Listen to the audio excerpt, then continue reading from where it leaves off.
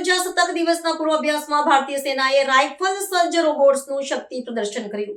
નવી દિલ્હીના ઐતિહાસિક કર્તવ્ય પથ પર આગામી પ્રજાસત્તાક દિવસની પરેડનું ભવ્ય પૂર્વાભ્યાસ યોજાયું હતું, જેમાં ભારતીય સેનાએ પોતાની આધુનિક સૈન્ય શક્તિનું પ્રદર્શન કર્યું હતું. આ રિહર્સલ દરમિયાન પ્રથમ વખત રાઇફલથી સજ્જ રોબોટ્સે ભાગ લીધો હતો, જે આ વર્ષની પરેડનું મુખ્ય આકર્ષણ બની રહ્યા છે. પાટનગરની કડકડતી ઠંડી વચ્ચે સૈન્યની વિવિધ ટુકડીઓએ શિસ્તબદ્ધ માર્ચિંગ અને અત્યાધુનિક શસ્ત્ર પ્રણાલીઓ સાથે પરેડના માર્ગ પર નિદર્શન કર્યું હતું. આ પરેડમાં સામેલ કરવામાં આવેલા આધુનિક રોબોટ્સ લશ્કરી ટેકનોલોજીમાં ભારતની સ્વાયત્તતા અને પ્રગતિના પ્રતીક સમાન છે.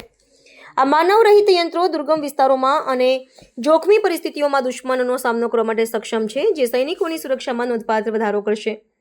સૈન્ય સૂત્રોના જણાવ્યા અનુસાર આ રોબોટ્સ માત્ર નિરીક્ષણ જ નહીં, પરંતુ જરૂર પડે સચોટ નિશાન સાધીને શત્રુઓ પર પ્રહાર કરવાની ક્ષમતા પણ ધરાવે છે, જે ભારતીય ભૂમિ સેનાની યુદ્ધ પદ્ધતિમાં ક્રાંતિકારી ફેરફાર સૂચવે છે. દેશના 77મા પ્રજાસત્તાક પર્વની આ ઉજવણીમાં આત્મનિર્ભર ભારતની ઝલક જોવા મળશે, જેમાં સ્વદેશી ટેકનોલોજીથી નિર્મિત સંરક્ષણ સાધનો પર વિશેષ ભાર મૂકવામાં આવ્યો છે. આજના પૂર્વાભ્યાસ બાદ સંરક્ષણ નિષ્ણાતો માને છે કે આવા આધુનિક ઉપકરણોના સમાવેશથી ભારતીય સેના ભવિષ્યના પડકારોને પહોંચી વળવા માટે વધુ સજ્જ બનશે. આગામી 26મી જાન્યુઆરીના રોજ યોજાનારી મુખ્ય પરેડમાં રાઇફલધારી રોબોટ્સ વિશ્વ સમક્ષ ભારતની વધતી જતી સૈન્ય અને તકનીકી તાકાતનું પ્રદર્શન કરશે.